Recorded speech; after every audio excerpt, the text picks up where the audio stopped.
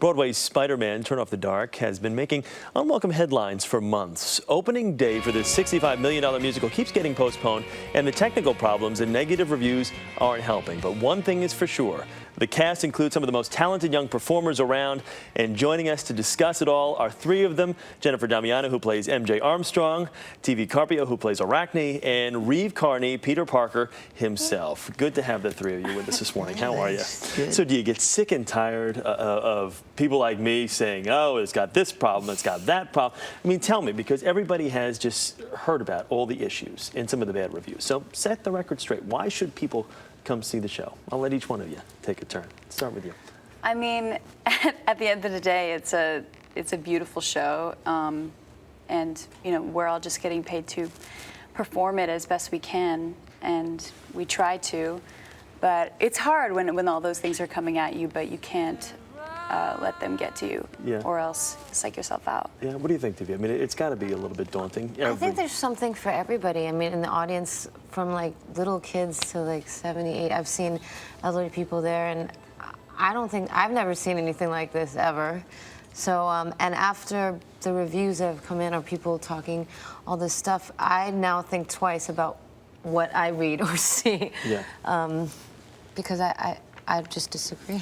Reeve, I mean, let me ask you this, Reeve. One of the reviews, and this has got to be tough to read because no one likes to hear bad reviews. I actually don't read anything. I'll tell you one. The chief theater critic of the Times says this ranks among the worst musicals in Broadway history. So without naming his name, what would you say to respond to that? Because you're a part of this, front and center. I don't know. I mean, I guess I would say everyone has the right to their opinion, and I guess, if anything, maybe thanks for. I'm kind of, in some ways, we kind of get a kick out of the negativity just because it's you know, that whole thing, any press is good press. It's not entirely true, but you know, you have to have a good sense of humor about yourself as well, and we're just trying to make the best show we can. So you know, it is one person's opinion, and I think the audience reaction is so positive every night that that's kind of what we're focused on, just trying to please the audience. Is that what you're able to do? Are you able to kind of use this as a little bit of a chip on your shoulder to kind of fuel you to put on the best show possible, and also use the response that you get from the audience? Because that's the one thing that I hear. Everybody who walks out of the theater is like, oh my goodness, this was amazing.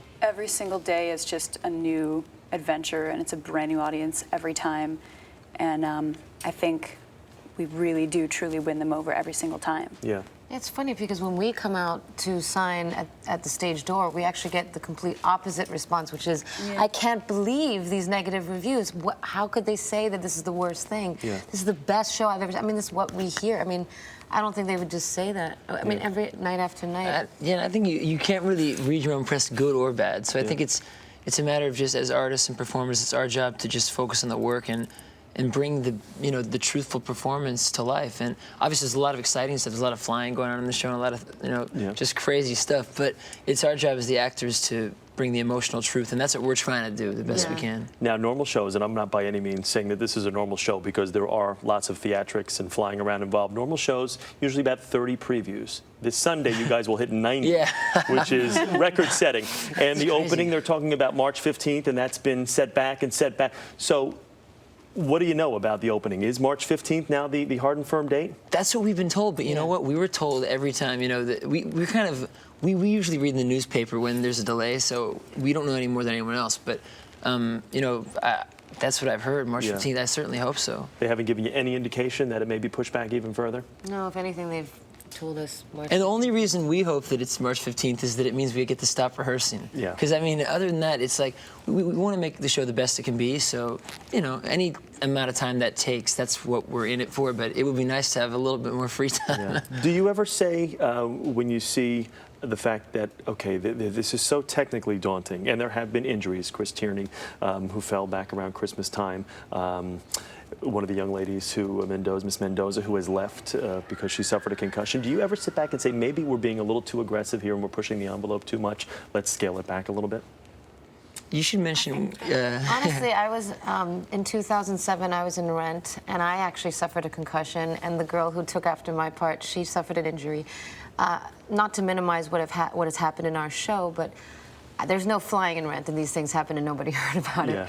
You know, so again, not minimizing the things that have happened, but there's what we're doing. We are pushing the envelope, and there are risks. Not minimizing what has happened, but But you like These the things course. You sometimes like the just course that the happen. show was on, and you wouldn't change anything. No. I guess when you talk to the people who have been injured and they feel that way, that's really who you want to talk to. And I was hanging out with Chris the other night, and he can't wait to get back into the. I mean, I don't know how. He's you know, he's a really inspirational guy, but. Yeah. He can't wait to get back flying again. He says it's the most fun thing he's ever done in his life. And you guys are going to be on Letterman tonight, right? Looking forward to that? Yeah. Yes. All right. Good. Thank you guys for coming in and being course. candid about it. And we hope March 15th is the day. Me too. Really. Okay? Best of luck. Stay safe. We appreciate it. Reeve, TV, and Jennifer.